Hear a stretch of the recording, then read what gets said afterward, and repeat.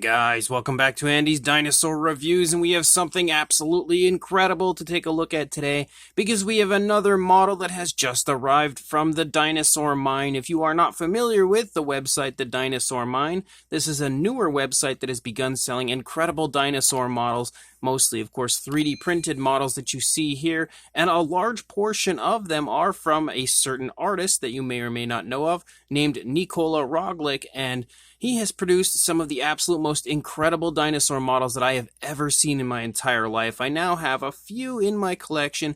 My collection is continuing to grow with this model that you see here, and hopefully will continue to grow into the future because I honestly cannot get enough of his work. But again, going back to the Dinosaur Mine, it's a new website, really deserves your attention, and again, hopefully a lot of you will go check that website out and maybe pick some of these models up for yourself, because when it comes to models like this, their prices are actually really impressive. You know, really low cost for stuff like this, which is really cool. And just a heads up, if you head on over there and you find something that you fancy, use the code ANDYDINO at checkout. It is a one-time use code to gain yourself 15% off of your order, so you can get the model even a little bit cheaper. But this time we have a super cool looking diorama of a Pachyrhinosaurus taking on two Nanuqsaurus, and I don't have any models of Nanoxaurus in my collection, so straight away that's super cool. But also, this is one of the most interesting, one of the coolest looking dioramas, because we have feathered versions of the Nanoxaurus, but also a feathered version kind of here of the Pachyrhinosaurus, and it looks insanely cool. The entire thing almost has kind of like prehistoric planet vibes for me personally, but again, I love the uniqueness of the model. I love the general appearance of all of the dinosaurs included, and you get a little base there that holds the dinosaurs in to really give you some dynamic poses and everything, and really create the scene in an extremely lifelike way. So let's go ahead and jump straight to a closer look at this right now. So we will begin with one of the two Nanuqsaurus, and you can obviously see at this point that they are unpainted. I will get them painted up here as we go on with the review. The only thing I've done so far was glue them together, which there's very little that you have to do as far as that goes, because the only thing you really need to attach is the tail. And as you can see, the seam for the tail is already like very hard to notice. A little bit easier to see over here, but like it's really smooth. It's not like your old school kind of classic garage kits where you had to do a lot of like putty work and stuff to kind of seal up the seams. These beautiful 3D printed models don't take much effort to, turn into an absolute masterpiece like we have here. Well, when it comes to assembly anyway, because I'm sure the sculpting of this took a very long time. But you can see again, the head sculpt looks really good. Don't know how good it'll show up on camera because it's a light coloration similar to my backdrop. But you can see again, very vibrant, very nice looking detail, nice scale detail here in the face as my camera loses focus. One thing that I can absolutely say definitively about the Dinosaur Mine is that their print quality is out of this world, like super high quality. You can see the nostrils there sculpted out at the tip of the snout. The eye socket looks really nice. The eye itself is sculpted as well. And you can see again just varying sizes of scales as you move through the face of the dinosaur in the skin textured areas. The mouth is obviously sculpted in an open position as it's currently attempting to take down a Pachyrhinosaurus. You can see the teeth are all sculpted quite nicely, all sculpted individually. We've got the tongue there on the inside of the mouth, and the detailing in general on the inside of the mouth is actually really impressive. Like, look at how gorgeous that is back there. Looks like it genuinely has a throat. Really impressive detailing in that aspect. And as you continue to move through the course of the figure, you can see the ear is present, and you also see feathers beginning to pick up. And then we have a very nice, pretty much fully feathered version of a Nanuqsaurus as we move through. You've got like some random feathers hanging off of the throat right there, and the feather detail all has that kind of wild and crazy sort of look, kind of like you would expect for a dinosaur that resides in Alaska. You can see some more feathers here on the top of the head kind of sticking up off of the head, and that's one thing that's really cool about this model, is that it's actually not just this one, all of the models contained within, is that as you move through, you can see like even here in the stomach, you can actually see the feathers kind of leading off of the body and kind of hanging off of the body. Extremely impressive. detail on this Nanuqsaurus. And here you can see the arm sculpt's really nicely done. We've got those really nice, wow, we're losing focus again, really nice Tyrannosaur fingers. The claws also look quite nice as you move along. You've got the leg here leading up into the body as the dinosaur's taking a step, obviously trying to keep up with the Pachyrhinosaurus, which is its potential meal. And again, as you look through the course of the figure, the feather detail is honestly out of this world, as is, again, the print quality of this figure. It is super impressive. I honestly am just aching to get some paint on this. As you move down, you can, even though there is feathers, you can make out the muscle definition in the thigh. You can definitely make out the kneecap there, as well as the calf muscle here in the back of the leg. And you can see that the Nanuqsaurus is moving along at a pretty good pace. The foot is picking up off the ground as it's in the process of taking another step. Nice curves to the toes right there. Very nicely sculpted nails, yet again, very lifelike and genuinely kind of sharp looking. Same deal for the opposing foot, and you can also see the dew claw over there. As we lead back up here into the tail, you can again see more kind of feathers leading off of the tail, which looks really cool. Again, very lifelike as far as the appearance of this goes. Beautiful curvature to the tail as you lead out as well. And you can see the same thing here from up above, again, as we lead toward that nice tip. And you're going to see pretty close to the same thing as far as this goes on the opposing side, but except for the fact that the Nanuqsaurus is now facing away from us. Again, you can see how nicely sculpted the head is, and the mouth again in an open position. You've got the ear right there as you lead back into the very nice feather detail here leading along. You can even make out like some tensing in the neck of the Nanuqsaurus, and you can see both arms are in pretty similar positions. This arm is just slightly more forward than what we see on the opposing arm. You can see that one's just trailing a little bit. You've got a better look at the stomach region over here, though, because the leg is trailing as the dinosaur runs along, giving you a nice shot, again, of that feather detail here kind of hanging off of the stomach region. And then as you lead back here, you can see this foot, how it's kind of planted, but honestly is like already starting to leave the ground, again, showing you that the Nanuqsaurus is moving at a pretty good pace, keeping up with the Pachyrhinosaurus. And as you move along, you again lead out into that really nice curve to the tail. So it looks absolutely incredible, like a really, really cool version of this dinosaur. And I'm really hyped to just generally have a version of this dinosaur to add to my collection because I previously did not have any. And what I also like is we have another version of the Nanuqsaurus that is obviously on the other side of our Pachyrhinosaurus. Pretty similar position, kind of, except for the opposing legs are kind of like taking a step now. But what's cool about this, if I bring the other one up, is the other one is slightly larger. I don't know how easy or obvious it is to tell, but the other one is definitely a little bit bigger than this one. So that either tells you that this one's slightly younger, or maybe there is a difference in size between sexes. I'm not entirely sure, but I like that aspect of the figure. I think that's a nice dose of realism. But you can again see, just like the other one, the head sculpt looks great. We've again got the mouth open, and you can see the tongue there kind of curling. And you would expect, of course, the mouth to be open. If it's trying to take down a Pachyrhinosaurus, it would definitely want those jaws ready to go to snap down on any area it can get a hold of. Same style feather detail, which again makes sense. You would want that as you move through. I like that there's like a little area of feathers kind of hanging off of the underside of the jaw leading into the throat. Again, differences between the two, even though they look really similar, because the other one didn't quite have that kind of hanging feather look like that. So that is really cool. You can see even some creasing there in the neck as the dinosaur has its head turned, because this one has its head turned very sharp. The other one had its head turned to the right, but not quite that sharp. As you lead down, you again see the arm sculpts look really good. Different positioning compared to the other one. One arm is actually held into the body pretty nicely. This one's extended a little bit further. You've got the feather detail in similar fashion to the other one, kind of hanging off of the stomach here again.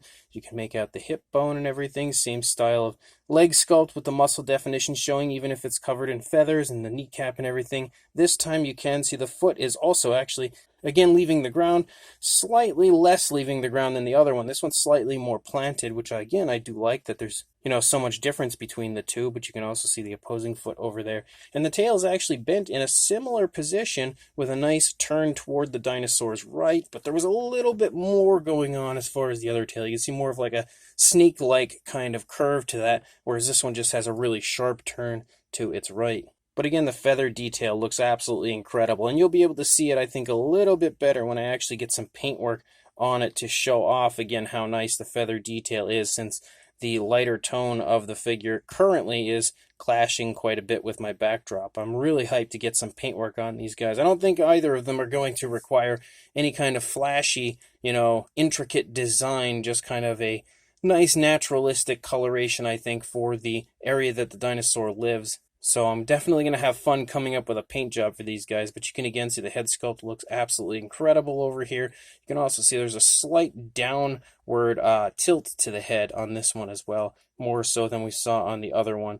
And again, really cool, really dynamic pose for this dinosaur. So excited to have a model of this species in my collection. And then we've got our Pachyrhinosaurus, and look at how epic this guy is. Like, he looks super cool. He's even got like some feathers kind of hanging off of the underside of his jaw, leading into the throat that almost makes him look like he has a bit of a beard.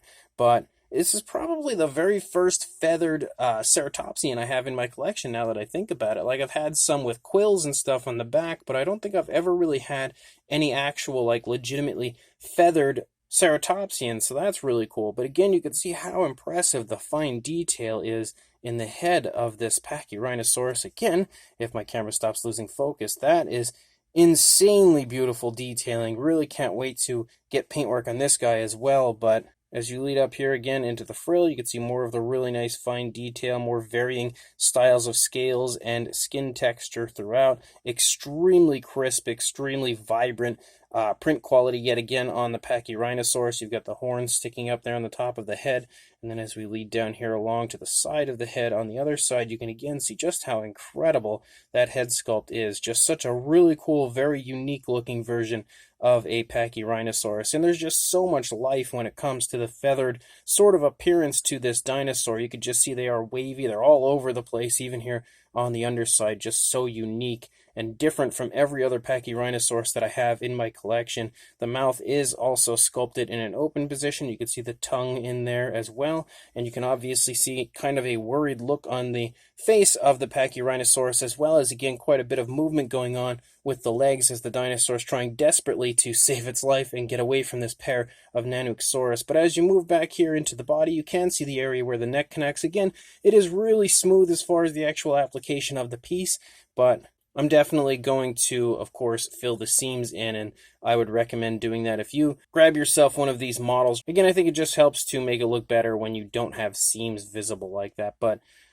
even if you aren't very good at filling seams, it's not like it's completely going to look terrible if you don't fill the seams. It just looks like most figures that we get nowadays where you still have a seam on them. Again, as you move through, you can see that we have very scruffy, big, and kind of thick feathering as you move through, almost looking like fur a little bit, almost giving you almost like a woolly mammoth sort of a feel because of the amount of feathers that we have on the Pachyrhinosaurus. You can see the rear of the frill, but as you lead along, you again see that it is absolutely covered in these feathers. But I also again love that you can see like certain areas, some of the feathers are just kind of leading out and just adding even more realism, I think, to the figure. You can see more of them kind of hanging off here on the underside as well, which I also really love. You can see the legs again are obviously in a running position, very kind of panicked would this Pachyrhinosaurus be currently. You can see that even in the positioning of the legs, it's just kind of recklessly sort of running along, trying to escape.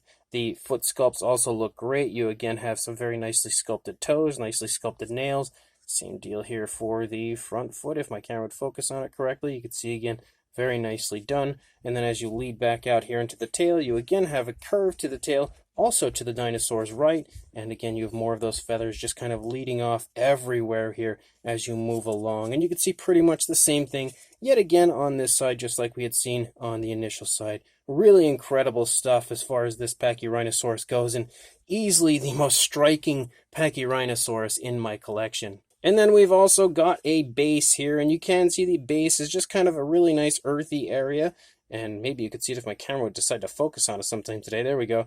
But you can see, again, the detailing aspect is actually incredible. Like, there is a lot of really, really nice, really fine detail here on this base, and it looks super cool. You can see that there is separation here because this was actually two pieces, and you have to combine them and then glue them together. And again, a little putty work will fill up that seam and hopefully make that non-existent. You can also see the footprints and everything here of the dinosaurs as they move along, as they're running through, trying to, again, capture their prey. and there is a footprint for the Pachyrhinosaurus. But the base is honestly, I would say, as impressive as the actual dinosaurs themselves. I don't know that I've ever seen a more impressive sculpt as far as earthy textures and everything on a base as I have for this. This is actually really, really impressive when it comes to the sculpt. But then again, everything from Nikola Roglic is always extremely impressive. So now is the point in time where we are going to go ahead and get these painted up so we can check them out from there. So we are officially finished with our diorama. Our paint jobs are now complete, and here is the smaller of the two when it comes to the Nanuqsaurus. And again, I'm actually really quite happy with the way this turned out. I think it looks really cool, and since this was obviously something that kind of has like a prehistoric planet feel, because there is a scene in that documentary of a group of Nanuqsaurus trying to take down some Pachyrhinosaurus, I sort of went with a similar kind of inspired paint job to what you see on the Nanuqsaurus in Prehistoric Planet, but obviously I've added my own flair and switched some stuff up a little bit so I can kind of give it my own unique look and stuff. And again, like I said, I'm pretty darn happy with the way it turned out. I think that the paintwork really comes to life when it comes to the amount of detail on this model. Like, it's really not hard to paint this and have it just come straight to life when you have a sculpt as good as this. And I didn't really want to go too flashy with the paint jobs. I felt like the paint schemes and stuff were, fairly decent as far as what you might see on this type of dinosaur, because I don't expect any kind of flashiness, and I felt like it needed a coloration where it could potentially, sort of camouflage with its surroundings in an attempt to catch prey, and I feel like they absolutely could do that with this coloration. And of course, we have the larger one as well, and the larger one also sports that same coloration like we see on the other one that I had just shown off, the smaller of the two. And again, I did do some very slight differences between the two, but generally they look the same as far as the coloration goes. I do like that they both have a very similar sort of stance and pose to them as they're both trying to take down this Pachyrhinosaurus, and I'm really excited to actually see the scene complete, because even though I've obviously finished painting everything here, I haven't actually put the two together. Well, I should say the three, and if you combine the base, then it's four. But I haven't actually put it all together to see what it looks like. I was waiting for the actual, review to finish this and everything, and then film the review before actually taking a look at what it looks like put together. But again, the sculpts are absolutely incredible. You can see once you add some paintwork to them, they absolutely pop. They just come straight to life, and the detail on these is so good that, like, there's honestly no way in my mind that you could make these look bad with a little bit of paintwork added to them. They really are incredible. And then we've also got our Pachyrhinosaurus, and yet again, I tried to give it a coloration, a paint job where it differs from the others, because they both have that kind of almost shaggy, very emu-like feathering to them, and I wanted to give it a paint job where it definitely looks different, so I gave this one a much darker appearance. And again, I felt like the coloration looks natural, looks realistic enough that it could potentially be the coloration that you would see on a Pachyrhinosaurus that would be, covered in feathers like this. And I didn't want to go too flashy with the coloration here of the head or the paint job or anything. Like, I often try to make the frills and everything really flashy on ceratopsians, but this is another instance where I feel like this one probably wouldn't be all that flashy looking. So I tried to, again, keep it kind of basic, but more realistic at the same time. As realistic as I think I could possibly get it. And yet again, definitely happy with the final result. I think it actually turned out pretty decent overall, and definitely love the sculpt of this one again as well. It's absolutely the most unique looking Pachyrhinosaurus that I have in my collection. I did not have any Pachyrhinosaurus, covered in feathers like this prior, so another really beautiful sculpt. I really must commend Nikola Roglic on how good he is at sculpting his models out, and of course the Dinosaur Mine for stocking these incredible models. But on top of, again, our beautiful Pachyrhinosaurus and beautiful Nanuqsaurus, we also have the base. And the base, I tried to add a little bit of snow to it, and it's not something I've ever done before. I had searched up a way to kind of create my own snow, and I actually think it turned out pretty decent. It does look, to me, like snow, so that's a plus. And I added, of course, after painting the base up, I added a little bit of snow. I also gave it a slight glossy look to kind of make it look like it's somewhat icy, and I think that as well looks pretty cool, because again, this would be happening in Alaska, so I feel like this is probably the perfect way to kind of give it that, realistic look, the realistic terrain that you might have seen at this time, and of course a little snow for that extra added effect, which just really, again, creates a beautiful, beautiful diorama, beautiful scene. But I am so hyped to actually go and put these on the base and check out the entire thing complete now. So let's go ahead and do that, and we'll check it out from there. And there we go. We now have everything put together, giving you a much better visual, a much better idea as far as what's actually going on here. So as we can obviously see, we have two Nanuqsaurus trying to take down a Pachyrhinosaurus. We've obviously established that from the beginning. But what we can also now see, once the models are actually put together, is it almost looks as though the Pachyrhinosaurus is actually taking down the Nanuqsaurus here in the front, because it looks like it's about to blast it. The Nanuqsaurus is already leaning further away, kind of, obviously on a little bit of a lean as it's about to get clobbered, maybe trying to use its reflexes to sort of jump back, but I don't think it's going to work because that Pachyrhinosaurus looks like it's absolutely about to wail on that Nanuqsaurus. And obviously we have the other Nanuqsaurus here running in from the side to, again, try to take down its potential prey. And it really is an incredible scene that obviously happened in history and just completely frozen in time and brought to life here in this model in probably the most realistic way possible. It's just an absolutely beautiful diorama here created by Nikola Roglic, and of course, like I said, a few times sold by the Dinosaur Mine. As far as a size goes, what we're going to do is try to kind of measure the entire diorama rather than each dinosaur individually. So for a length from the tail of the Nanuqsaurus in the back to the tail of the Nanuqsaurus in the front, you are looking at right around 9.5 inches or around 24 centimeters. That's fairly rough as far as the measurement goes. Height-wise, the highest point would be the Pachyrhinosaurus. You're looking at about 3 3/4 inches or around 9.5 centimeters. And I think that gives you a pretty decent idea as far as the size goes for the set. But of course, if not, a size comparison will definitely help you out. So here is Mr. Papo T-Rex, the Attack Pack, Colovosaurus, and Robert Muldoon from the Mattel Jurassic World toy line next to our Nikola Roglic, Nanuqsaurus, and Pachyrhinosaurus diorama here. And you can see that it's not absolutely huge. It's a little on the smaller side. Not very small, like it's a really nice size.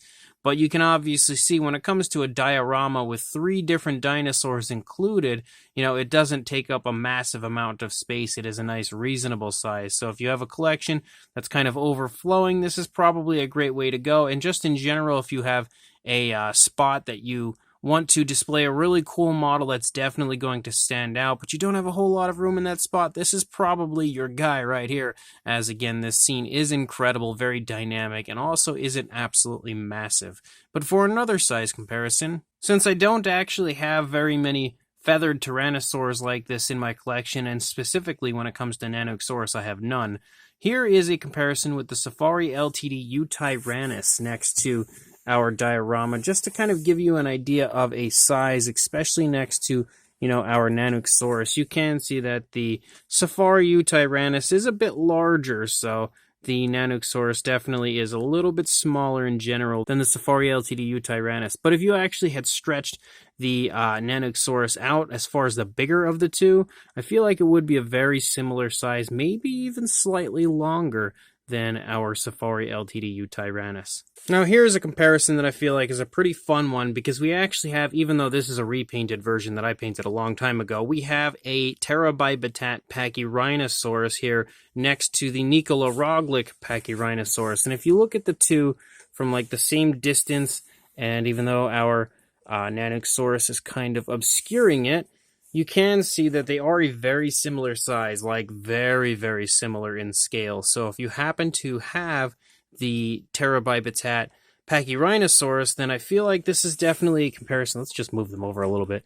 But I feel like this is definitely a comparison that will help to give you a rough idea as far as the size goes for the Pachyrhinosaurus included in this set, because obviously we can see that the Pterobibitat version is very, very similar in size compared to the Nikola Roglic version. And for one final comparison, since I don't feel like we really need to do too many comparisons this time around, because it's a diorama as opposed to just a random dinosaur figure, we have a Mattel Dilophosaurus and Velociraptor here next to our diorama, and you can see again showing that the figures here are obviously at a larger scale than our diorama is. The Mattel figures are definitely a bit larger, but that also should help to put into perspective again how nice and conveniently sized this incredibly cool diorama here is from Nikola Roglic and the Dinosaur Mine. So this might be one of the absolute most beautiful dioramas that I have in my collection. It actually may be the most beautiful diorama. It's just so incredibly cool,